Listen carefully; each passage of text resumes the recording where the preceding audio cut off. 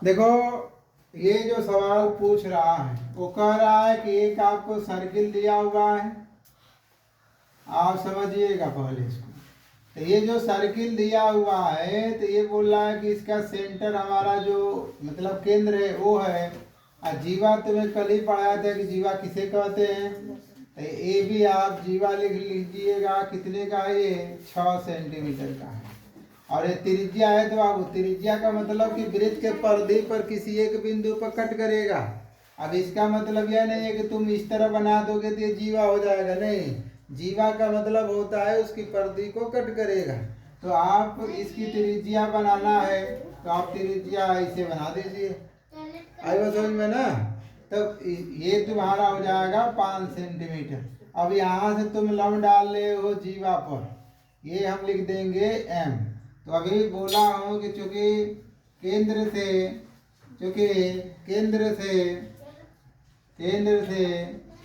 जीवा पर डाला गया लंब जीवा को 2 बराबर भागों में बांटती है। इतना बात आई समझ में ना? कोई दिक्कत ना है? ठीक, तो बांटती है अर्थात पहले समझ लीजिए, नहीं समझ में आएगा पूछिएगा। अर्थात इसका मतलब यह हो गया बाबू कि जो पॉइंट एम है वो तुम्हारा एम जो आएगा वो किसके बराबर हो जाएगा? बी एम के बराबर हो जाएगा। मतलब ये 3 सेंटीमीटर का देंगे, 3 सेंटीमीटर का है। तो आप अतः तो कितना हो जाएगा? एम बराबर बी एम बराबर कितना हो जाएगा? 3 सेंटीमीटर। क्योंकि टोटल कितने का है? 6 का है। अब 2 का भाग कर दिया तो कितना का आ गया? 3। दिक्कत यहाँ तक? तो आपका हो जाएगा ये 3। अच्छा, आपका मस्तिष्क काम करेगा नहीं सर, इधर भी तो खींच सकते हैं तो आप इधर भी खींच लेना। ये भी तुम्हारा 5 सेंटीमीटर का ही होगा। लेकिन सवाल लगाना एक साइड से तो इसको लिखना उतना वो नहीं है। आप लिख दोगे तभी कोई दिक्कत नहीं। हो गया इतना ना? तब आप जब इतना हो जाएगा तो लिखना त्रिभुज AOM, त्रिभुज AMO में। तब इस तरह जब लंब डाला जाता है ना बाबू तो यहाँ 90 डिग्री का कोण बनता है। ध्यान देना, आपका पिक्चर इस तरह बन रहा है और ध्यान देना जहाँ पर 90 डिग्री बन जाएगा सामने वाली भुजा को हम कोण बोल देते हैं। आगे बात समझ में? और जिस पर बन रहा है ये तुम्हारा आधार होता है और ये जो बचेगा वो क्या हो जाएगा? लंब। तो जब ये हो जाएगा तो यहाँ लिखना पाइथागोरस प्रमेय से। तो पाइथागोरस प्रमेय से लिखने जाओगे तो फार्मूला होता है बाबू कण का स्क्वायर बराबर आधार का स्क्वायर प्लस क्या हो जाएगा? लंब का स्क्वायर। तो जो जहाँ है वही रख दो। कण के जगह पर OA का स्क्वायर हो जाएगा। आधार तुम्हारा AM स्क्वायर AMO स्क्वायर। तो ये इसका मान दिया है कितना? ये 5 का वर्ग कर दीजिए। AM कितना है? 3 का वर्ग कर दीजिए प्लस आपको कितना हो जाएगा? OM square. होगा कि नहीं होगा? होगा ना? तो फिर यहाँ से हल कर दोगे 5 कितना हो जाएगा? 25 तितली के 9 OM स्क्वायर है। इसका मतलब कि OM square is equal to 25 minus 9। तो OM स्क्वायर बराबर कितना हो जाएगा? 16। तो OM इजिकल टू हो जाएगा अंडर रूट में कितना? 16। होगा कि नहीं होगा? तो OM बराबर हो जाएगा अंडर रूट में 4 गुणित 4 बराबर कितना हो जाएगा? 4 सेंटीमीटर। तो यही पूछ रहा है ना? देखिए आंसर यही पूछ रहा होगा। तो 4 सेंटीमीटर ये आपका क्या हो जाएगा? आंसर हो जाएगा। समझे बात को? कर लोगे ना? हाँ? क्या वो बच्ची?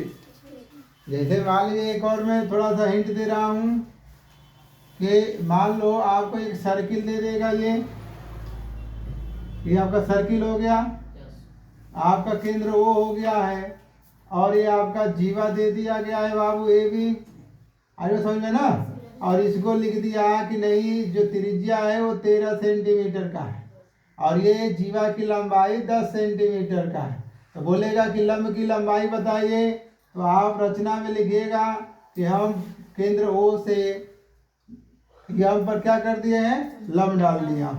तो आप फिर वही कहानी लिखेंगे कि चूंकि केंद्र से जीवा पर क्या लिखेंगे, डाला गया लंब जीवा को दो बराबर भागों में बांटता है। आई बात समझ में ना। इसका मतलब कि AM बराबर कितना हो जाएगा बाबू, BM हो जाएगा। ऐसे नहीं लिख दोगे? और तुम चाहोगे तो थोड़ा सा ऐसे भी लिख सकते हो कि AM बराबर तुम लिख सकते हो 1/2 AB लिख सकते हो।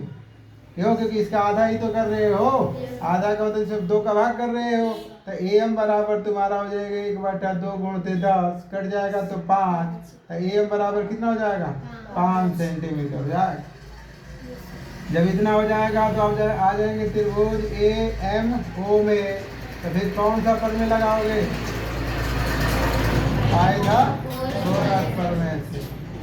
पाइथागोरस प्रमेय से लगाओगे। ये तुम्हारा कण का स्क्वायर, ये तुम्हारा आधार का स्क्वायर और ये लंब का स्क्वायर, ये नहीं लिखेंगे। तो कण कितना दिया हुआ तुम्हारा 13, आधार तुम्हारा है 5 और लंब तुम्हारा निकालना ही है। तो ये हो जाएगा 169, 50 25 और ये हो जाएगा लंब का स्क्वायर। तो इसको घटा दोगे तो बाबू तुम्हारा हो जाएगा लंब का स्क्वायर, और इसको घटा दोगे 169 माइनस 25, यही ना होगा। तब यहाँ से तुम्हारा आ जाएगा लंब का स्क्वायर इक्वल टू 144। तो तुम्हारा जो लंब का स्क्वायर आ जाएगा, लंब बराबर तो अंडर रूट में 144, तो लंब बराबर हो जाएगा तुम्हारा कितना, 12 गुणित 12। तो जो लंब हो जाएगा वो कितना हो जाएगा, 12 सेंटीमीटर। तो यहाँ पे क्या हो जाएगा, कोई दिक्कत यहाँ तक समझ में है ना। सर अगर 10 सेंटीमीटर की जगह पे 5 सेंटीमीटर तो फिर तो चलो इसको जब लगाने जाओगे तब क्या करोगे। तो इस बार किसको किसको दिया है, ये 13 सेंटीमीटर दे दिया है और ये 5 सेंटीमीटर। कह रहा है कि जीवा की लंबाई बताइए। तो आप सबसे पहले लगाने जाओगे तो आप लिखना कि त्रिभुज AMO में पहले ऐसे लिखना। फिर यहाँ लिखना क्या चीज, पाइथागोरस। किससे लिखोगे, प्रमेय से। हो गया। तो यहाँ जब लिखोगे तो इसे लिखोगे कण का स्क्वायर बराबर ये हो जाएगा आधार का स्क्वायर और ये हो जाएगा लंब का स्क्वायर। हो कि नहीं हो गया। Yes sir. अब यहाँ से हल करने जाओगे तो कण के जगह पर यदि अंग्रेजी में लिखना चाहते हो तो OA स्क्वायर, आधार तुम्हारा AM स्क्वायर और लंब तुम्हारा OM स्क्वायर। अब जो जहाँ दिया है वहाँ मान रख दीजिए। OM कितना दे दिया है तो 13 का वर्ग है। AM कितना दिया हुआ है तो दिया ही नहीं है, और OM कितना है तो 5 का वर्ग। 169 हो जाएगा, AM स्क्वायर हो जाएगा बच्चे, प्लस 50 कितना हो जाएगा 25। अब इसको हल कर दोगे तो AM स्क्वायर इक्वल टू हो जाएगा 169 माइनस 25। तो AM स्क्वायर जो आएगा वो 144 हो जाएगा। तो अभी आप पढ़ के आए हो कि AM बराबर हो जाएगा अंडर रूट में 144 हो जाएगा। तो AM इसका गुणनखंड कर दीजिए तो 12 गुणित 12। तो AM इज इक्वल टू कितना हो जाएगा 12 सेंटीमीटर। तो ये आधा का आया हुआ है। आपको पूरा लगाना होगा तो आप ऐसे लिखना है कि चूंकि हम जानते हैं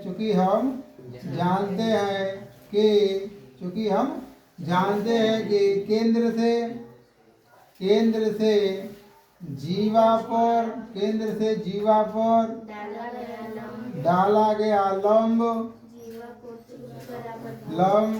जीवा को 2 बराबर भागों में बांटता है। 2 बराबर भागों में बांटता है, वह प्रतिच्छेद करता है,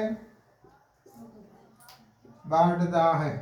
अतः अब क्या हो सकता है कि जो AM है वो BM के बराबर कितना हो जाएगा, ये कितना निकाले हो 12 सेंटीमीटर। तो तुम्हें तो पूरा जीवा बताना है ना।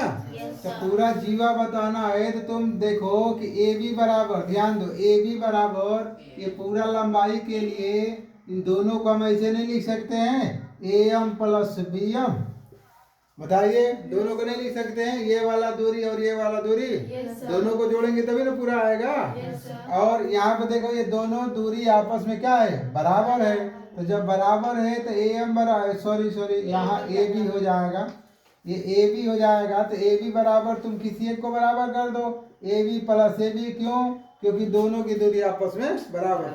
तुम चाहोगे तो तुम सोचोगे कि नहीं ए बी ए एम ही क्यों किए हैं, तो तुम चाहोगे तो यहाँ से ए बी बराबर ये ए एम को हटाकर यहाँ बी एम प्लस क्या लिख दोगे, बी एम। तो इसको जोड़ दोगे तो ए बी बराबर हो जाएगा 2 ए एम हो जाएगा। समझ में आ रहा है ना, ए 2 बी एम हो जाएगा। दोनों देखो ऐसे ही आ रहा कि नहीं आ रहा है। तो मतलब ए बी बराबर हो जाएगा वो 2 गुणते 12। तो ए बी बराबर हो जाएगा, टोटल कितना हो जाएगा 24। तो जीवा की लंबाई कितनी है 24 सेंटीमीटर। आई बात समझ में ना। Yes sir. तो ऐसे लगाना है।